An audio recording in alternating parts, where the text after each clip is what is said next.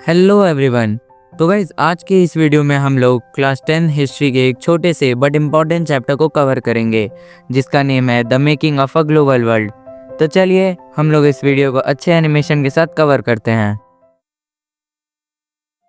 Chapter के starting में सबसे पहले हम लोग ये जानेंगे कि ग्लोबलाइजेशन क्या होता है।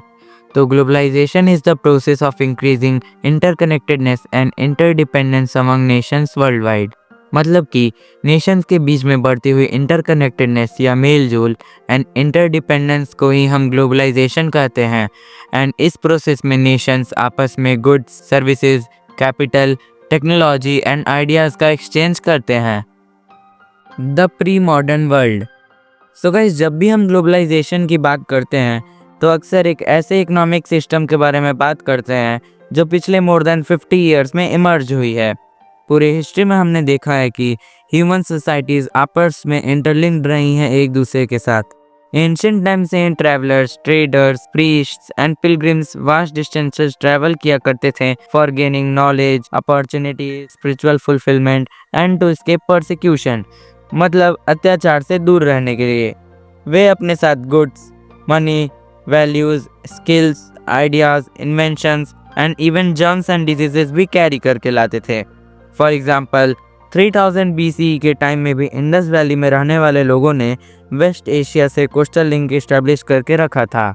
एक और एग्जाम्पल की बात करें तो अब से कई हज़ारों साल पहले मालदीव्स में कॉरीज पाई जाती थीं जो कि वहाँ पर एज अ करेंसी यूज़ होती थीं।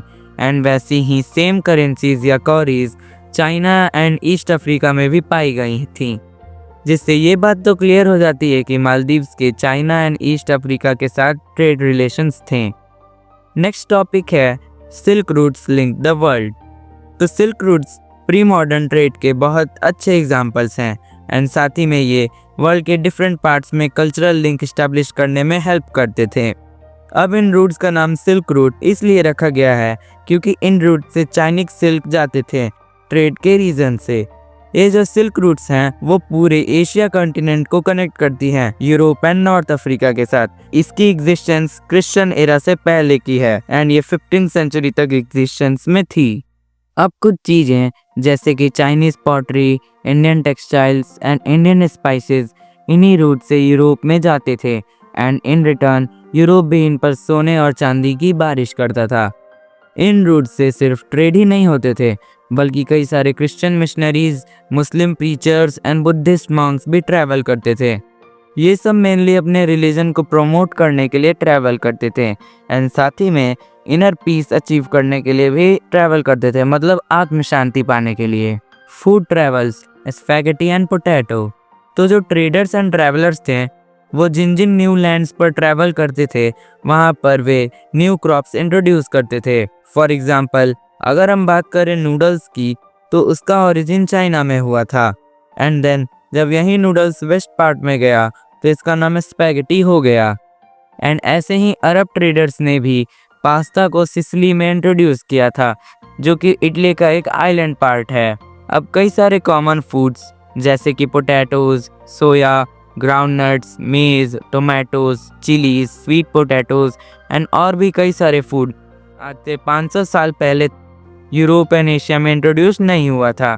बट हिस्ट्री के one of the greatest explorer and philosopher Christopher Columbus के चलते डिस्कवर हुआ अमेरिका का एंड वहीं से ये सारे फूड अदर रीजन्स में लाए गए। नाउ यूरोप के जो लोग थे उन्हें पता चला पोटैटो के बारे में एंड फिर क्या, पोटैटो पूरे यूरोप में पॉपुलर हो गया। एंड आयरलैंड जो कि एक कंट्री है यूरोप में, वहाँ के पुअर लोग इस पोटैटो पर इतना डिपेंडेंट हो गए कि सिर्फ पोटैटो की ही फार्मिंग शुरू हो गई। लेकिन गाइस मिड 1840s में एक डिजीज स्कैटर हो गया आयरलैंड में जिसके चलते पोटैटो क्रॉप्स डिस्ट्रॉयड हो गए एंड अराउंड 1 मिलियन लोगों की डेथ हो गई। Conquest, disease and trade.